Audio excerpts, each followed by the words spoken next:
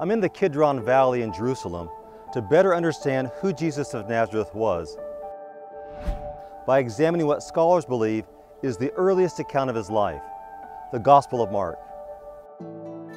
In this episode, we'll seek to determine who was ultimately responsible for the death of Jesus. It's a crucial question.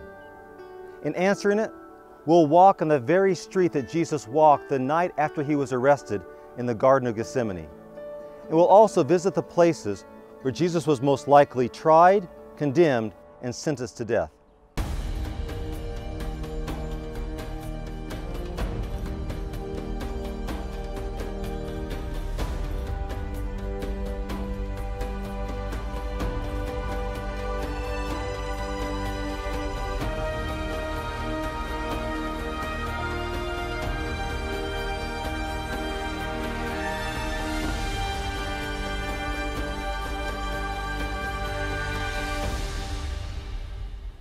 There are only a few places in Jerusalem where we know that Jesus actually walked. This is one of those places. It's a modern staircase built over the ancient path that led up from the Kidron Valley to Jerusalem. Jesus walked this very way the night he was arrested in the Garden of Gethsemane.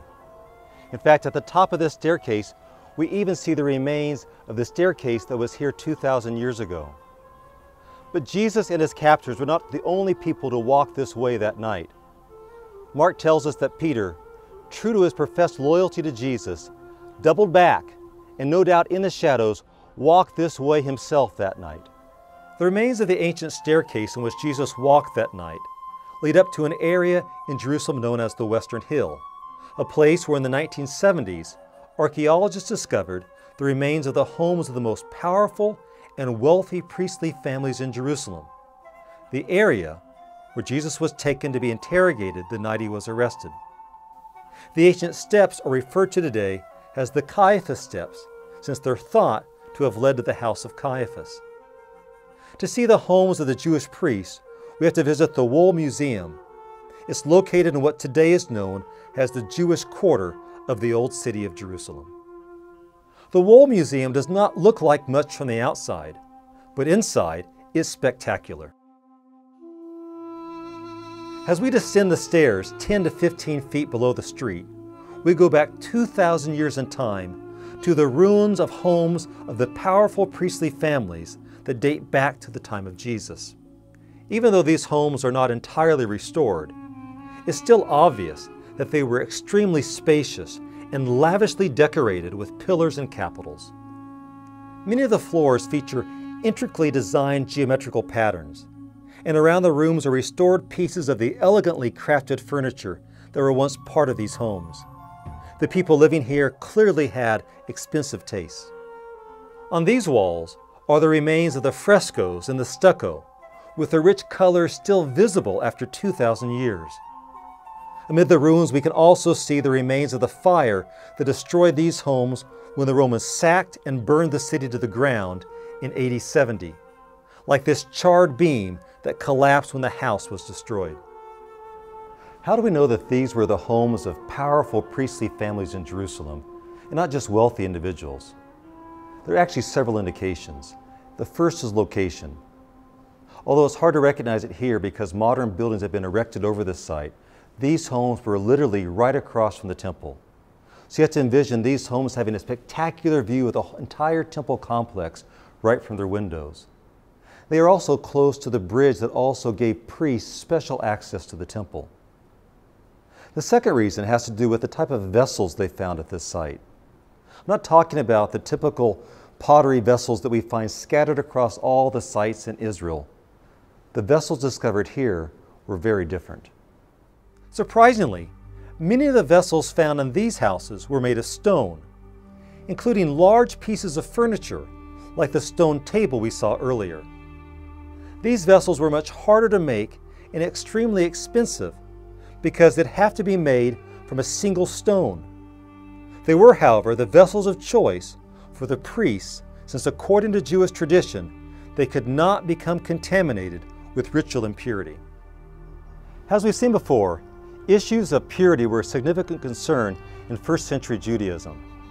People could become ritually impure for a variety of reasons and be unable to go to the temple for a specific period of time until they could become ritually pure once again. This was a particular concern for priests who served in the temple on a regular basis. They wanted to be in a state of constant ritual purity, and they believed that stone vessels could help them achieve that. Let me explain what I mean. If someone found a bug in a regular ceramic cup or a dead rodent in a typical ceramic storage vessel, Jews believed that those vessels had become ritually impure, and therefore anyone that used those vessels would also become impure themselves. Those vessels couldn't be washed, they could only be thrown away. But since Jews believed that stone was an impervious substance, they believed that stone vessels could be used again and again and again without ever becoming ritually impure. This meant that a priest could use a stone vessel without ever having to fear that somehow he might become accidentally impure. Now, of course, this was not a concern for your regular Jew, but it was a particular concern for the priest.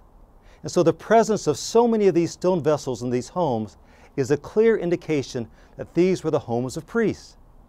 But there's even a clearer indication that these were the homes of priests.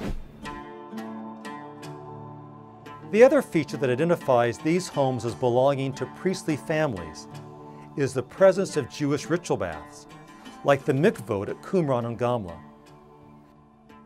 Purity law connected to the holiness of the temple required people to immerse in water before entering the Temple Mount. In these homes, archaeologists have found a total of 10 private mikvot, indicating that priests must have lived here. I want to show you one more thing that I think you'll find even more interesting. As beautiful as all these homes are, one house in particular stands out due to its unusually large size, 6,500 square feet, and nearly double that size if we consider that the living space was built on 3 levels. Archaeologists refer to it as either the palatial mansion or the Herodian mansion. But like the other homes, this home was not the mansion of merely a wealthy family. The presence of 4 mikvot indicated it was the villa of a very wealthy priestly family. In fact, it might even be the house of Annas, the father-in-law of Caiaphas, the high priest at the time of Jesus.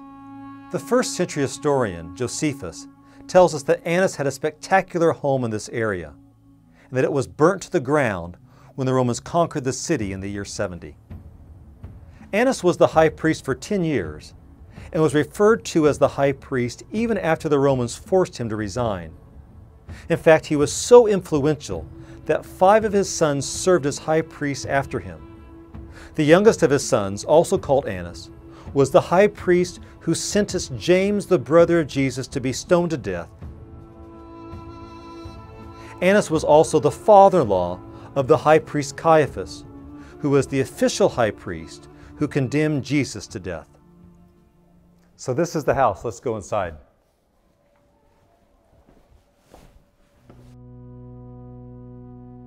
After entering through the foyer, there's a beautiful reception hall for entertaining guests on the left. The modern pillars supporting the buildings above the museum today make it difficult to see how large the room actually is. You can still see the remains of the white stucco that covered the walls of the reception hall and the decorative band of geometrical patterns that runs along the perimeter of the room just below the ceiling. During the excavation, archaeologists found fragments of ornate decorative tiles that once covered the entire ceiling. With its elaborate decorations, the reception hall was meant to impress its guests with the wealth and power of its owner, and it certainly would have done just that. On the other side of the foyer is a smaller room, beautifully decorated, with red and yellow plaster walls and elaborate frescoes. At the center of the home, there's a large paved courtyard. There were originally rooms on each side of the courtyard, and there's a stairway in the corner of the courtyard that led down to the lower levels of the home.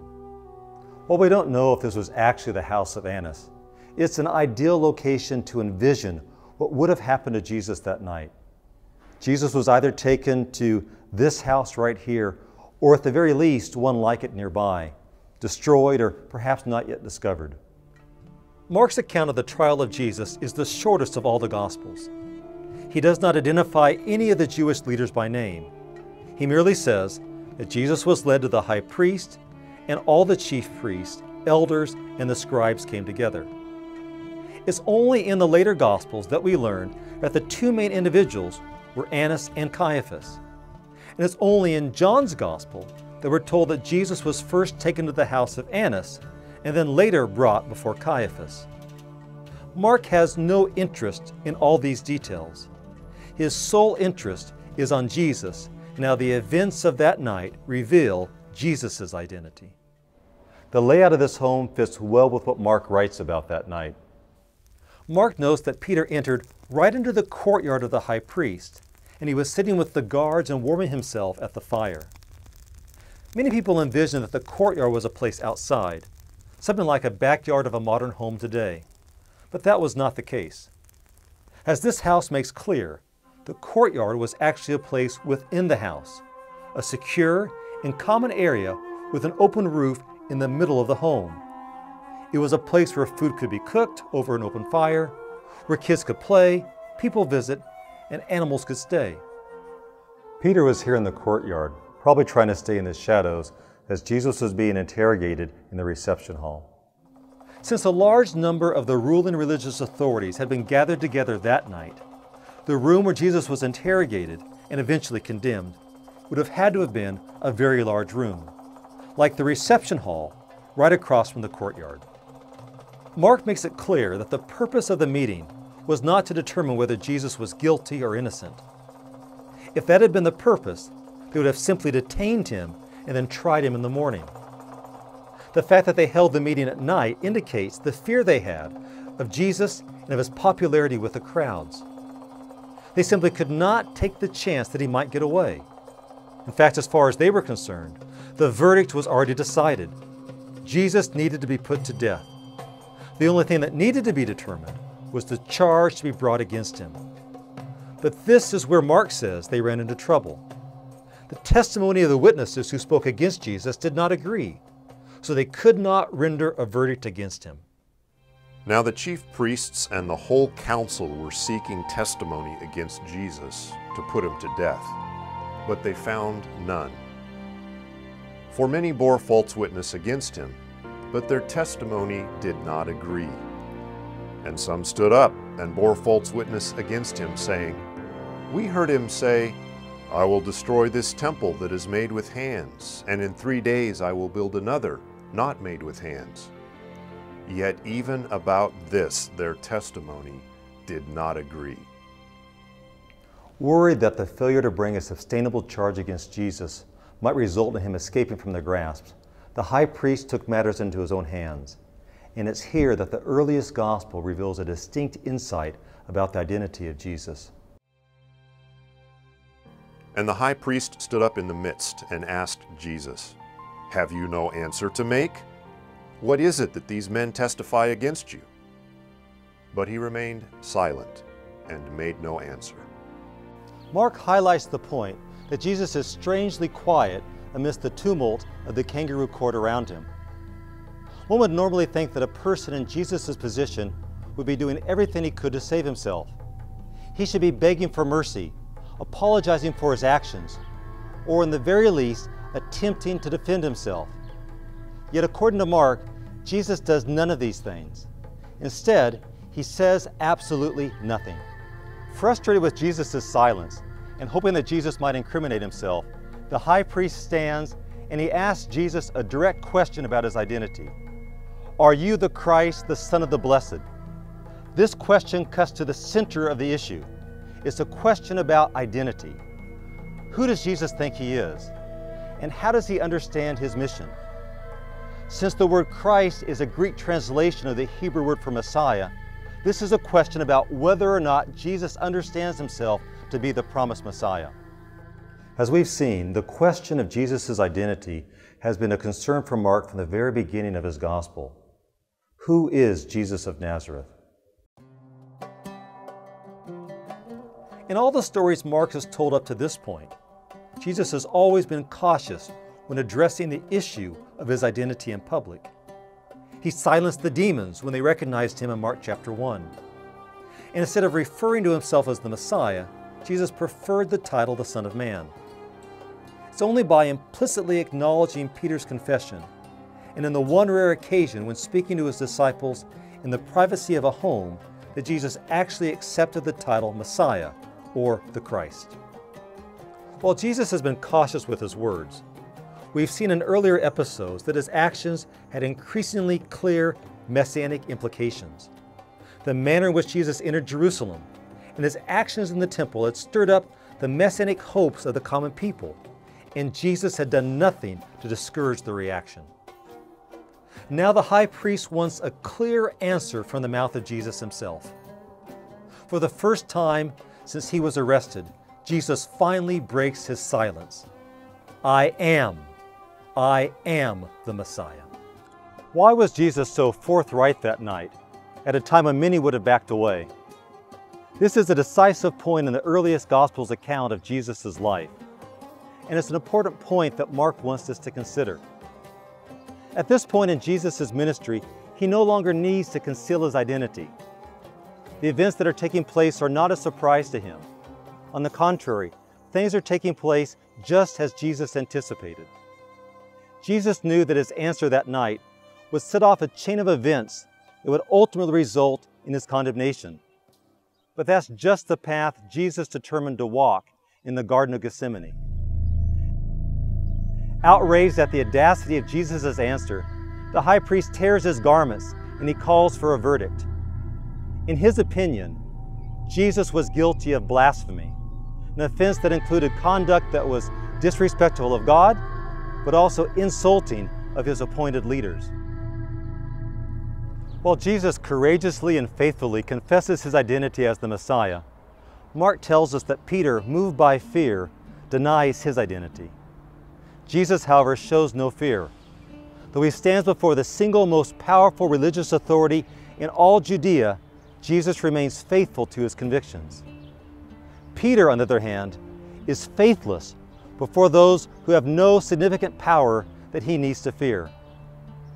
Although the religious authorities finally had the death verdict that they wanted, there was still one obstacle that stood in their way of getting rid of Jesus. They needed to get Pilate, the Roman governor of Judea, to ratify their verdict and to authorize their crucifixion. But based on their past history with Pilate, it was going to be very difficult to get him to do what they wanted him to do. Although the Roman military and administrative headquarters for all of Judea were located about 75 miles away from Jerusalem, in the beautiful coastal city of Caesarea Maritima, the Roman governor would come here to Jerusalem about 3 or 4 times a year. During those times, he would stay in the plush accommodations of the palace built by Herod the Great, the remains of which are found here today in Jerusalem in what is known as the Citadel of David. From the moment Pilate arrived in Judea in the year 26, he clashed with the ruling religious authorities. 2 contemporary Jewish historians tell us that Pilate was arrogant, stubborn, and cared little about the Jews and their beliefs. The Jewish rulers, in return, strongly disliked Pilate. Now, however, they needed his help to condemn Jesus. And as it turns out, Pilate was not far away. He was residing here at Herod's palace in Jerusalem with extra troops to make sure a Jewish revolt did not break out during the celebration of the Passover. Mark's account of what happened is short, but very significant. And as soon as it was morning, the chief priests held a consultation with the elders and scribes and the whole council, and they bound Jesus and led him away and delivered him over to Pilate. And Pilate asked him, "Are you the king of the Jews?" And he answered him, "You have said so." And the chief priests accused him of many things. And Pilate again asked him, "Have you no answer to make? See how many charges they bring against you."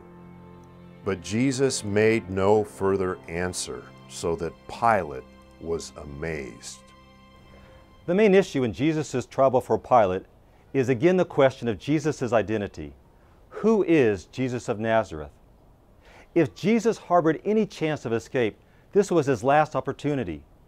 Pilate was the most powerful man in all of Judea, and he held the power of life and death in his hands. All Jesus needed to do was to deny the charges. But Jesus doesn't do that. He simply says to Pilate, "You have said so." Pilate quickly recognized that something wasn't right. He had been in this position many times before with prisoners, but he had never experienced anything like this. Prisoners always begged for mercy, defended themselves, or defiantly lashed out with anger. Jesus, however, did none of these things. Pilate began to wonder if he was being played. Why would the Jewish religious authorities so willingly turn Jesus over to him? It was obvious Jesus was not a typical revolutionary. Something wasn't right. He just couldn't figure out what it was. He needed to find some way out of this, without giving the chief priests what they wanted. Pilate thought he might be able to regain control of the situation by releasing Jesus on the basis of a custom, where as a token of goodwill, the governor would release a prisoner in connection to the Jewish Passover. But the chief priests stirred up the crowd to have him release for them Barabbas instead. And Pilate again said to them, "Then what shall I do with the man you call the King of the Jews?" And they cried out again, "Crucify him." And Pilate said to them, "Why? What evil has he done?" But they shouted all the more, "Crucify him." So Pilate, wishing to satisfy the crowd, released for them Barabbas, and having scourged Jesus, he delivered him to be crucified. After being beaten and mocked by Pilate's soldiers, Jesus was forced to carry his cross down this street. But in those days, this street led outside the city gate into the place of execution. Jesus was then nailed to the cross through his wrists and ankles, and then crucified between two thieves. Despite the Jews, who Pilate felt had manipulated him, Pilate instructed a sign be hung identifying Jesus as the King of the Jews. So who was ultimately responsible for the death of Jesus? Through the centuries, many have cast the blame upon the Jewish people, using that blame to justify all kinds of horrible acts committed against them. But placing the blame upon the Jews is certainly misguided. According to Mark's Gospel, Jesus was popular among the Jewish people of his day. And so if any of the Jews from long ago were to be blamed, it would certainly only be the religious authorities who carefully plotted his death. Others, however, would place the blame upon the Romans. They note that if it wasn't for Pilate's decision to turn a blind eye to injustice and to follow the path of political expedience, Jesus would not have had to have been crucified that day. But according to Mark's Gospel, neither of those answers matches the evidence. Jesus could have tried to escape into the darkness the night he was arrested on the Mount of Olives. He could have also tried to defend himself against the chief priests and the Romans. But in every single instance, Jesus chose not to flee or to save himself.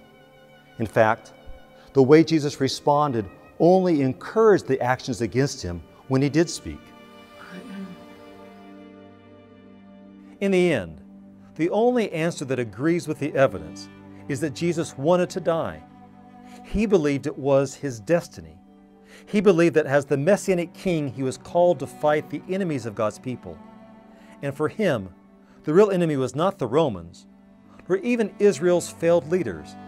It was the far greater power of evil in the world. He believed that the battle could only be won by taking upon himself the full weight of evil, so that its force would be completely exhausted on him. He could not bring redemption to Israel without allowing evil to run its full course. God's kingdom of love, justice, truth, and peace could not be established until the injustice, evil, and violence of this world was seen for what it really was and had been spent on him. These were the real forces masquerading behind the corrupt practices of the temple priests and the power of politics and the injustice manifest in Pilate. Jesus sought to expose them for what they were and to defeat them in the process. Jesus believed that in laying down his life, he was fulfilling the role of the suffering servant described in Isaiah 53. Surely he has borne our griefs and carried our sorrows. Yet we esteemed him stricken, smitten by God, and afflicted. But he was pierced for our transgressions. He was crushed for our iniquities. Upon him was the chastisement that brought us peace, and with his wounds we are healed. It was because Jesus saw himself as the suffering servant in Isaiah, and the Passover lamb whose life was given so that people could be delivered, that he chose not to speak up to save himself. For in not speaking, Jesus believed that he was fulfilling the prophetic words of Isaiah 53:7. He was oppressed and he was afflicted, yet he opened not his mouth. Like a lamb that is led to the slaughter, and like a sheep that before its shearers is silent, so he opened not his mouth. Jesus was the Passover lamb, and in his death he was assuming upon himself the consequences of Israel and the world's decision to turn away from God and to follow after evil, which brought with it condemnation and death. The only thing Mark records Jesus as saying during his crucifixion is the first phrase of Psalm 22. And at the 9th hour, Jesus cried with a loud voice, Eloi, Eloi, lema sabachthani, which means, my God, why have you forsaken me? In these final words, Jesus experiences the cup of God's judgment against the power of evil and sin that he accepted in the Garden of Gethsemane. It's the path that he chose. He believed that he was the suffering servant of Isaiah who was laying down his life for the people of God. But what are we to make of these final words of Jesus and of his death on the cross? Do they indicate that in the end, his death was really all for nothing? Was it merely a mistaken understanding of God's will for his life? A misguided dream that went so tragically wrong? Or did his death really change everything? Join me next time as we seek to answer these final questions in our last episode.